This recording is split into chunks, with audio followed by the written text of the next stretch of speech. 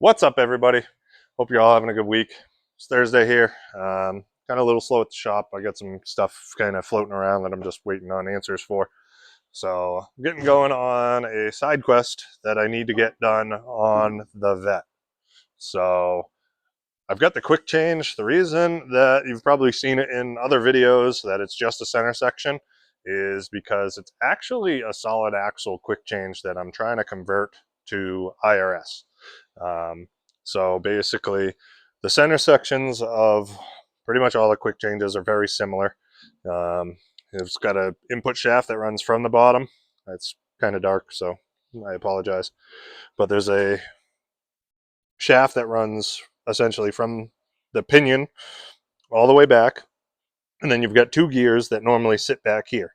And those gears you change out to change your gear ratios to depending on what you're doing. Then this is actually your pinion flange. So that is the pinion that spins the ring gear, which spins your carrier, which spins your axles. Well, normally there is an axle tube like this for this diff, and then you've got a hub that sits here, and then your wheel bolts to the hub. Well, in my application, in drifting in this car, it's going to be independent. So basically, there'll be a drive flange out here that CV axle bolts to, and the CV axle will go through the subframe and then bolt to another drive flange that's in the hub. So that's what I got here. So this is what this started out as. It started out looking like this, and now it looks like this. So I cut all that off, the whole tube and that portion where the tube presses into, and machined that flat, machined this out to accept a bearing, which will support the outside of the stub. This is a stub shaft that I've made. It's out of a Ford 8.8 IRS CV axle. I've machined the CV part off of it, then took this Porsche 930 drive flange, machined the center of that out, pressed them together, trued them up, welded them, good to go. Next thing I've got to deal with is how to hold this axle into the housing. So that's where I'm at. Basically, I've got to make a plate that goes in between this bearing and this axle. This bearing presses onto the stub shaft so it won't move. Then this plate that I'm going to cut out is going to bolt to the side bell in numerous spots. We'll put some RTV to seal it all, and then that will all get held in place by that retainer plate. It'll seal that side bell.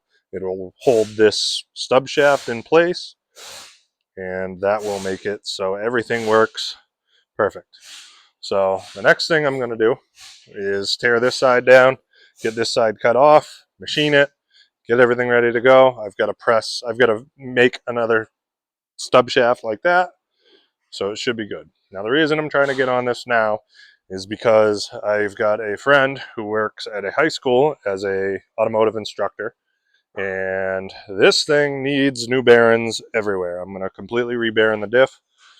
So I'm going to give them the diff once I get it to an IRS, and then they're going to completely tear it down, rebuild it, rebearing it, make it look good, and be a fun little project for them, something different than your typical automotive world. Get their teeth cut in. So they get going on that now, and post up how I'm going to do it. All right, so the first thing we got to do is press the axle tube out of the side bell. So I've got a bearing race driver that fit perfectly inside the tube in there.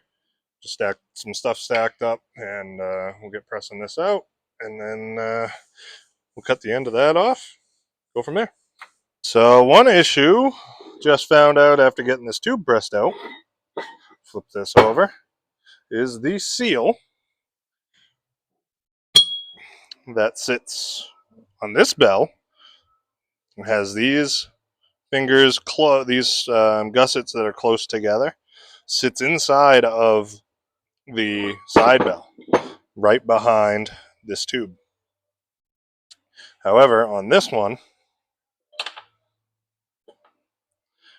sits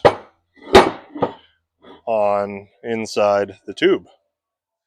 Also, one thing is this distance from here to the bearing for the carrier on this side bell is way bigger, which means that this side of the diff is going to stick out more.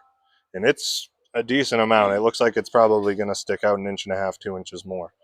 In my case, where I've got a decent amount of room, it will be okay. My axles will have to be different lengths, which that's going to kind of suck, but I think we'll be fine. I don't really foresee any issue being caused by it. The second issue I'm having is this tube, to have enough room for the bearing to sit in, is going to have to be like here, which means I won't have anything to bolt a bearing retainer to. So I'm probably going to have to cut a snap ring groove in this, and then hold the bearing retainer in with a snap ring, or hold the bearing in with a snap ring.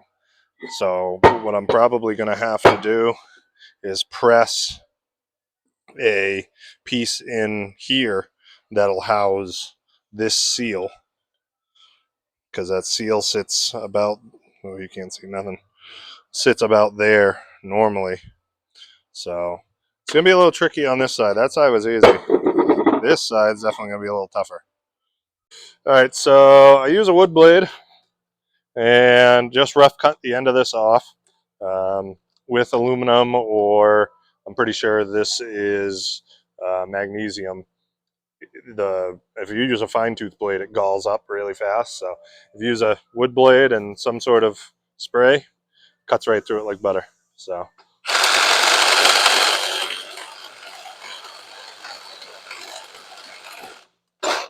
you can see it makes a pretty big dent in it. Alrighty, so right now I'm just milling this down.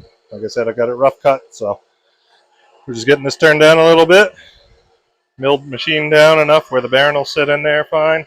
I'm pretty much going to go halfway to these holes. Alrighty, so I got this roughly milled in, and then I put my boring bar on my mill and bored it out so this bearing fits in here nicely. See if I can get it drop in. Fits in there really nice. There's no wiggle room. Now I'm going to just take a measurement here, mill this flatter, and should be good. All right, so I got this one machined down to where I want it. It's flat. It's bored out for the bearing, which is right here. So that sits in there very nicely. I left like a 30,000 step here for like end play, essentially. So it's not going to put any pressure on the carrier bearing side to side with the axles in and bolted in. Gives me a little tolerance there. I went and machined this one down more as well and did the same thing. So there's, again, a little lip, about 30 thousandths to have some end play. Again, just to prevent side load on the carrier. So now I've got to go and figure out depth on my stubs for bearings. The carrier is obviously offset to one side because of these two halves, because they're different. Kind of an issue that stinks is this one is like 1.5 inches probably taller, 1.25 inches maybe taller, shorter than this one. So it's basically the diff centered. One stub is going to be longer than the other side. So it should still work fine. I'm just going to have two different axle lengths, which again isn't going to be a huge deal, but not ideal either. So I also have to drill and tap holes right here for a bearing retainer to hold the bearing in place. And then I'm probably going to do the same right out here to hold the bearing in place on this one. This one will obviously be a very big bearing retainer. It has to seal this, so I'll do a bead of silicone here, and then we'll do bead of silicone out here as well. Hold the bearing retainer in with bolt holes with bolts. This one's going to be a little trickier because the bolts will essentially be right under the stub shaft. So it'll sit like that. So the bolts will have to be very short to go into this housing, so and I'll have to put them in with a wrench. All right, so major issue that I have realized. This side bell, the seal sits significantly further down past the race. So the way this side bell is machined, it sits like way further in. This one here, the seal doesn't even sit in the side bell. It was sitting in the axle tube. So here's the seal, and that falls right through. So basically, what I need to do was make a place to retain the seal in here. However, I made this adapter, which I was going to sit in this side and press it in and then put the seal in here. But it sits too close to the carrier bearing. So what I have to do, another refresh, another issue is this bearing doesn't sit all the way down once the side bell's on the carrier, because the carrier sticks up too far because of the way it's machined, because it's not recessed like this one. So what I have to do is build an adapter, machine an adapter to space this bearing out, however much that is, and also to retain this seal, and then make a bearing retainer that has a machine spot to hold the bearing in place without sticking up. So unfortunately, it's going to take a little bit of work, but I think I've got a game plan as to what I'm going to do. So Mike decided to come back up, give me a hand today. He's going to powder coat the knuckles and the upper control arms. However, I think this issue that I have is actually going to work out for the best. So this sticks up, come on, 240 thou from this lip, which means I can make a 250,000 spacer and just have about 10 thousandths of end play, which also is good because I'll be able to make the retainer plate two-piece. So the issue with having the retainer plate kind of how it was is when this axle is in, it's not going to give me a ton of room to get a bolt in here with a retainer plate to really hold this in place. But once the retainer plate is in, it'll be a two-piece retainer. The first piece will go around this bearing and bolt to the side bell. The second piece will be a bigger disc that goes over that goes over the bearing, and then bolts. I can put bolts like out here to clear the stub shaft. So essentially I'll be able to get right to these bolts nice and easy. It'll be very nice, and I think that'll be good. So I'm going to make this spacer that holds the seal in place as well. Press that into the housing, have that be the spacer, and then I can figure out the bearing retainers. So I got the spacer made. Seal presses into it nicely. This bearing sits exactly where it's supposed to. It's touching the carrier, but if I pick the side bell off, it doesn't move at all. So it is like absolutely like perfect. Really stoked on that. Still 240 thousandths of an inch. So with a 1/4 inch plate bolted to this, and then another plate bolted to that, it'll hold that in with like 10 thousandths of end play, which is absolutely perfect. So it won't be loading the bearing at all. I'm really stoked.